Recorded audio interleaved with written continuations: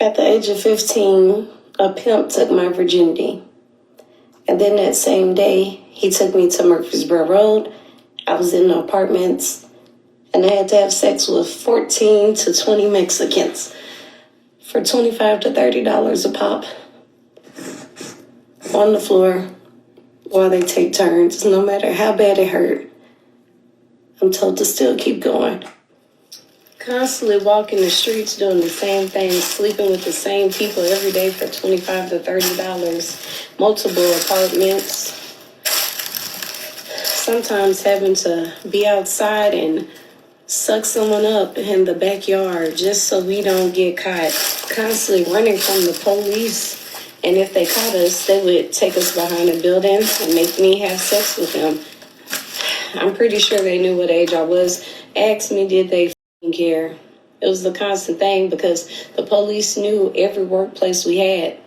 So they'll let us work a little bit, pull up to the side, do a sexual favor, let you go, stay out the way till it's time again for you to bend over. Bro, I don't think I could watch this whole thing. Like, now that I have a daughter, things hit a little bit different. Could you imagine somebody doing that to your daughter? What type of lessons do you need to teach your daughter in order for her not to end up in that situation? We got to think about it, right? On one hand, you want your daughter to be a lady, but at the same time, you don't want her to be submissive to the wrong person, and then they lead her down a path like this. Ma'am, I'm sorry this happened to you. Hey everybody, I only have 3 minutes to make this, so let's get into it. On the night of January 21st into the morning of January 22nd, I was drugged by this man. His name is Art Santana. He lives in Portland, Oregon. We were at a bar where he was able to get close enough to my drink, and from what I can determine, I was drugged by him. My lights go out for 8 hours. Y'all boys still drugging females in 2026? Is the punishment not enough? From what I know about these date rape drugs, you taking a huge chance when you slip one of those in somebody's drink, because that person could be allergic to it, or somebody could have sold you a bad pill and the dosage might be too much. So now instead of you knocking somebody out for a couple hours, you poisoned somebody, you killed somebody. I'm gonna be real with you, bro. If you get caught using a date rape drug, I feel as though you should get life in prison. About 20 minutes after the man got near my drink, the last thing that I remember him saying to me was that he was recently going through a breakup. He had an Airbnb close by to the bar and asked me to go home with him. I came to it inside my house at 7:48 a.m. on Thursday, January 22nd. I woke up like this. If you are not willing to look at photos of me hurt, please fast forward. I will now be showing pictures of myself of how I woke up. Oh my God. Oh my God. This is about a week out of how my injury looks. As you can see, I still have blood in my eye. I'm still healing. I also have an enormous bruise on my arm. According to the hospital, all of my injuries are conducive with having fallen. However, I do not have any defensive wounds on my hands, neither from a fight nor from catching myself, which is a primal instinct that you do to protect your brain from dying. So, as far as we can piece together, I was successfully drugged by this man. I did not know the last name of this man when I met him. I only had his first name. I wasn't even sure if that was true.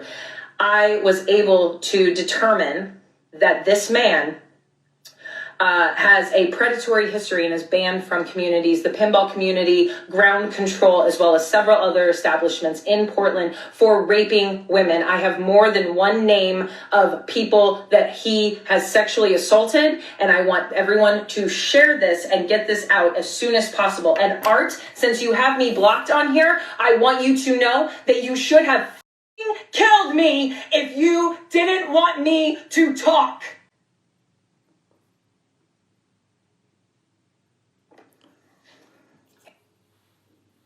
Damn. That was powerful. That last bit at the end was powerful. Did he hit you? Did he R-word you? Like, I feel as though if he didn't get a chance to, R-word you, ma'am, that shows that Even though you was drugged, you was a fighter. And I know, you hurt yourself or whatever from falling, but I don't want to say this could have been a lot worse. I'm sorry this happened to you, and I hope you get justice. I hope you get justice. This is exactly why I was saying that dudes that are willing to drug you, people in general that are willing to drug you to have their way with you, should not be allowed to walk amongst us. I didn't even know about his previous history. He's a professional. He been doing this. He has no problem doing this. Listen, these are the type of dudes that's going to get locked up, go to prison, and become somebody's wife. First of all, white people come first, understand that. Then the minorities come. Okay? Oh, the minorities. On that, yeah. Oh, the minorities. Yeah, the minorities. Okay. Yeah. So you're not a racist. You're No, I'm not a racist. You're not a racist. No, I'm not a racist. First of all, is that not literally racism? White people come first. Not even a situation where it's a first come served basis. Just white people in general come first. And then it's the minorities. I'm trying my best not to touch on racial issues on my channel, but it's hard to avoid, son. The climate we in is just hard to avoid, and I just can't understand it. I can't understand white people being racist. I can't understand black folks separating themselves from other black folks. I don't understand none of that shit. Even like Asians that be treating black people messed up. Like, bro, y'all got hoods in Asia too. Y'all got gangsters in Asia too. Ever go out with your coworkers? Because last August I went out with my coworker Jennifer and we decided we were going to go to the MGM. So we go to the MGM, we're playing the slots, we're drinking, and we decide. I'm at the stage right now where no matter what job I'm at, I'm going to start separating work and friendship. Like, if we work together, we can't be friends. That's where I'm at in my life right now, because I feel as though in some situations, bro, some of those friendships are not genuine, and a lot of disrespect can come out of that. To go into felt since it's Friday and we'll have nothing else to do the next day. So as we're on the balcony, we're drinking, we're vibing, some guy comes up to me. So me and him are talking, he's talking to my homegirl Jennifer, and we all decide, hey, let's get some drinks. So Jennifer decides to go to the bar and get drinks. So me and Aaron are talking some more. So I'm pretty much flirting with him because I am so smashed at this point. He looking real good to me. So I give him my number. So we all keep talking, keep vibing, and Jennifer brings up how she needs her patio painted. And he was like, oh, like I know somebody that can paint your patio. So he gives her his number. So as we're all talking, everything like that, I'm realizing that I might shut my eyes at this point because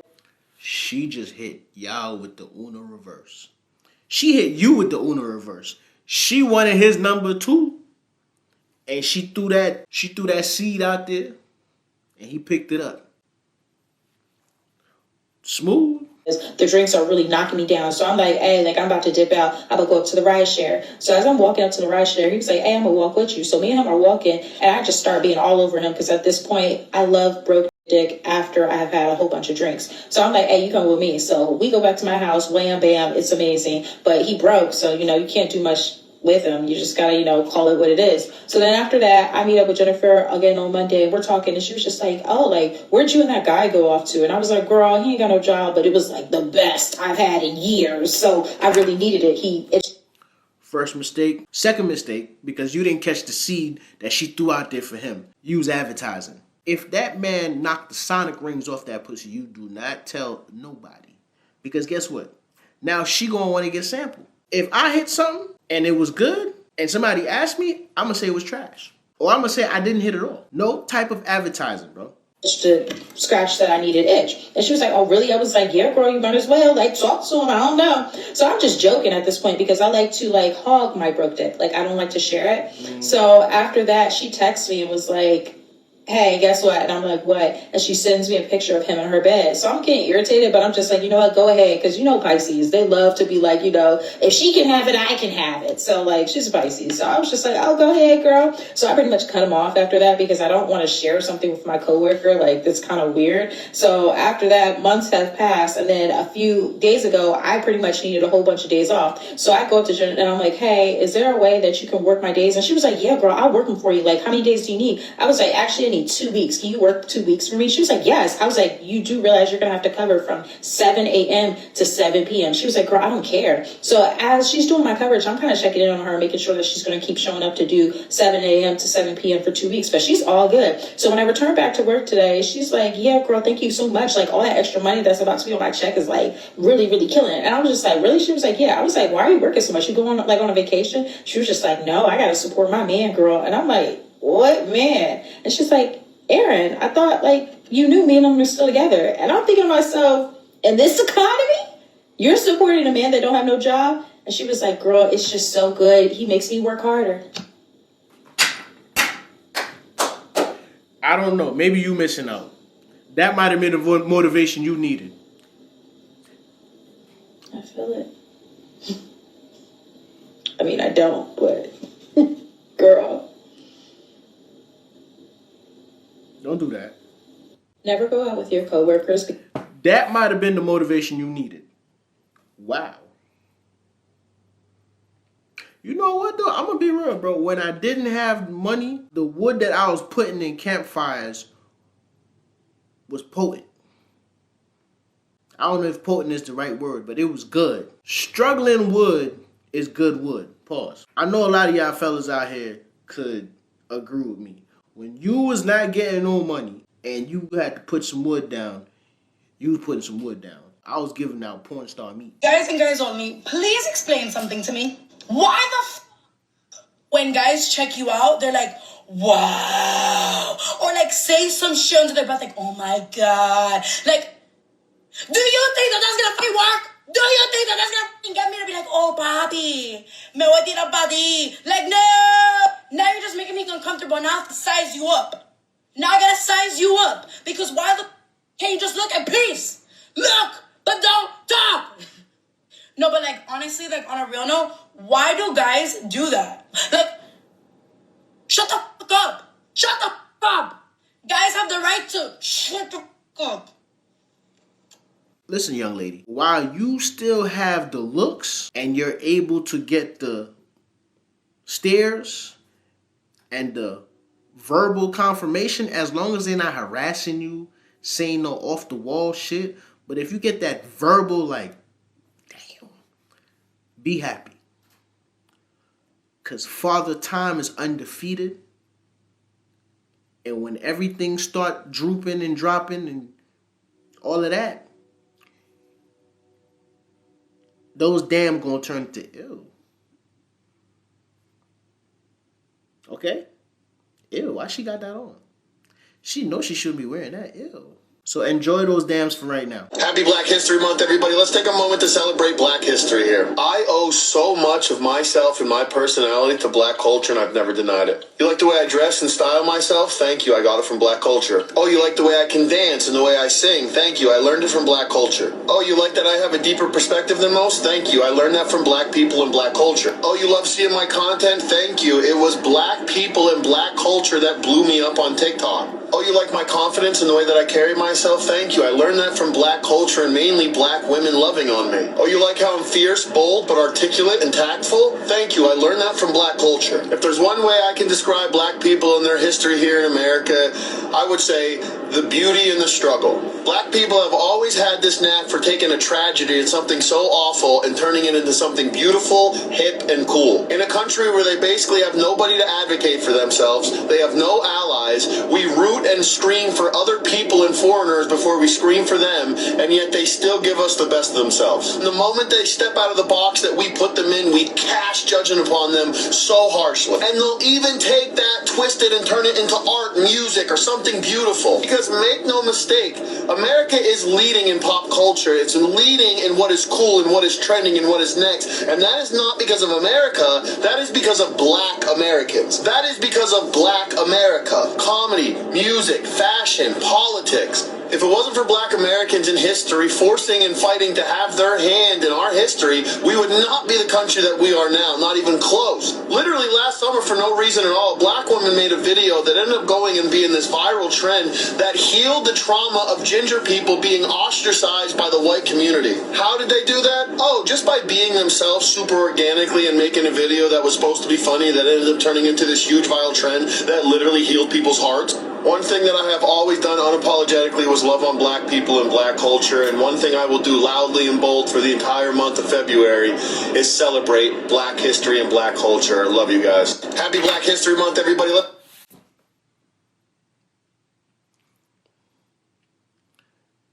I respect this man. There isn't too much I can add to this, man. For those of y'all who are on my live stream, you know what my son is going through in school.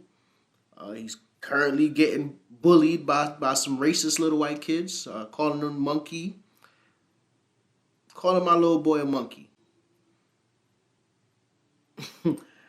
I'm gonna be honest with y'all, bro. This is a new thing for me. Have I dealt with racism? Quietly, yes.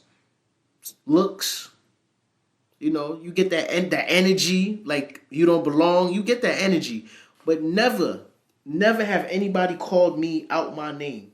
Never had. Well, on the game, if I'm playing Call of Duty, I've been called the N word on Call of Duty, but it's f***ed up to normalize it. But y'all know how they do when they get on the game. But to hear that somebody's coming out their face and calling my son out his name, nah. I'm not standing for that. So we're going to see what's going to transpire. We're going to see how the school is going to handle it. We're going to see how the parents are going to handle it. I went to the house today. Nobody answered. I'm going to go again. Because we got to get to the bottom of this, bro. What y'all got going on in your house that make your kids think it's okay to go out here and call black kids monkeys, making monkey sounds and monkey noises and shit like that? No. Y'all got to handle that. Y'all got to nip that in the bud, man. Imagine you watching all my videos, laughing your ass off, but you still ain't subscribed. You got commitment issues, dog. It's free. It is free for you to subscribe and hit the notification bell. That way, YouTube not gonna control when or how you see my videos. Come on, people. What's going on? What are you waiting for? I ain't begging. I'm asking nicely. Don't make me ask you again.